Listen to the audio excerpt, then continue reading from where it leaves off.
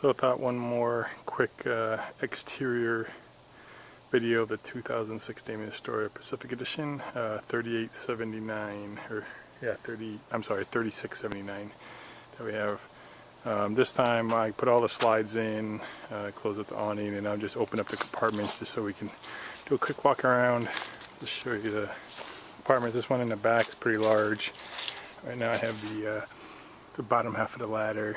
There's a few fuses or electronic components back here, but this is really good for anything dirty or, you know, fire pit type stuff or fluids or whatnot. Next one down, here's your water tank. You could fill here. It's an overflow valve, little see-through gauge there. Show you where you're at. Also, of course, inside there's the control panel that shows you everything. And then next are the three on the curbside storage part. These are the biggest swing open doors. You see in here, I got the 32-inch TV. We leave it freestanding. I have a bunch of coax cable and extension cord, because that way, no matter which way you park and the sun is setting, you can just pull it out and put it on a table and show it wherever you want. And then there's the controller I was talking about for the LED light strip that's above the awning. Gives you all the different colors and fade and whatnot. So, and as you can see, that's a pass-through. The next one is actually probably the largest compartment. Also pass-through. I don't know if I mentioned this before, but that's a UV windshield screen that goes on the exterior. Just use those poles there to put it up. It's got little metal plates on around the exterior, and then inside there's earth magnets. So it just pops into place. It's custom fit to the windshield, and it blocks like 98% of the UV. It's great in the hot summer days. It really keep the heat from coming in through your windshield. Never had an issue with the AC trying to keep it cool, but just helps keep it that much cooler, have to work less hard on the AC units. Also, during the daylight, you'll be able to see out of the RV, but no one can see in. So you could open up the curtain and still have full visibility. So that's kind of nice. And then there's your front compartment. In there is your controller for the awning. When the wind picks up, it'll close automatically. So that's the curbside or passenger side. Come around to the front. I have the front compartment opened. That's your access to your generator. This one has the Onan 7500 quiet diesel. You can start it inside in two different locations, but this is a third one here. Let me just go ahead and fire it up, see if it'll crank, which it always does.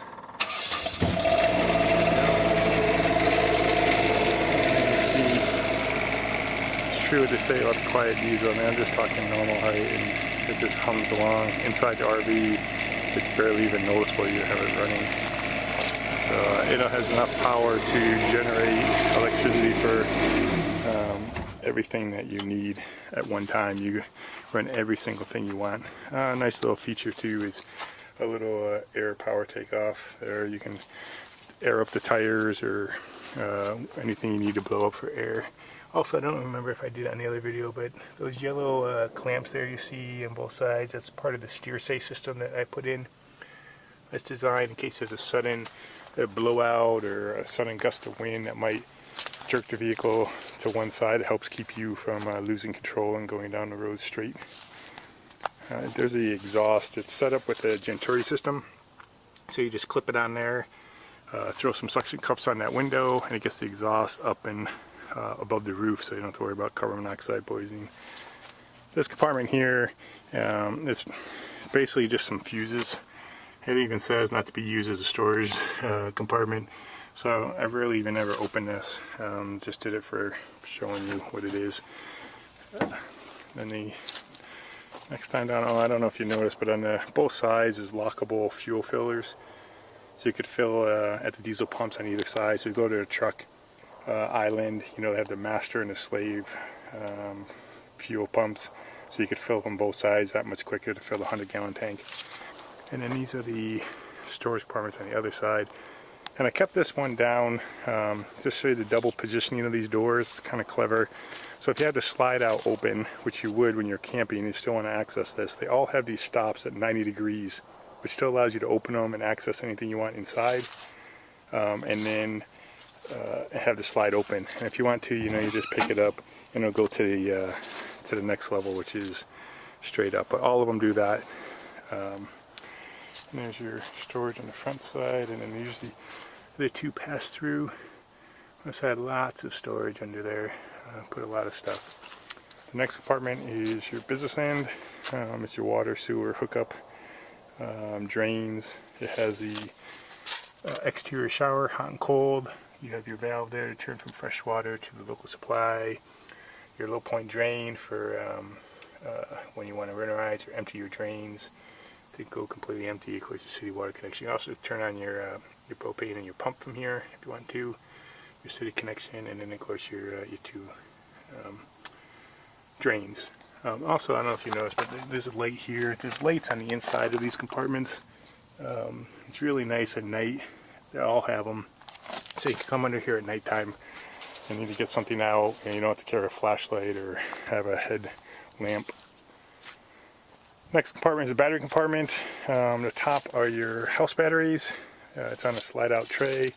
On the bottom there is your chassis. I just had that slid out so you see it, but there's your battery compartment. Next is your electrical cord. It's 50 amp service, of course. Really long cord. I just have it plugged in with the extension cord right now to the house just to get basic electricity. And I also have a 100-foot coax cable. When you go camping, your coax is right there for hooking up cable if you have cable.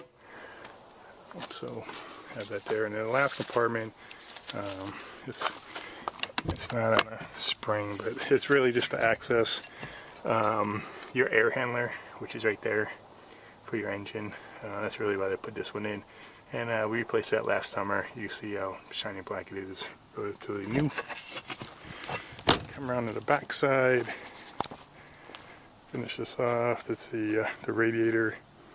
You have your air filter there. Your oil filter there, and then your hydraulic fluid reservoir there, and gives you a gauge on how well your filters are doing, and your radiator fill, and your check engine, and all that good stuff. Your tranny oil fills there too. So that's about it. So there you have it. Quick exterior. Hopefully I said quick, but it was a little longer than I thought. So any questions, give me a call. Thank you.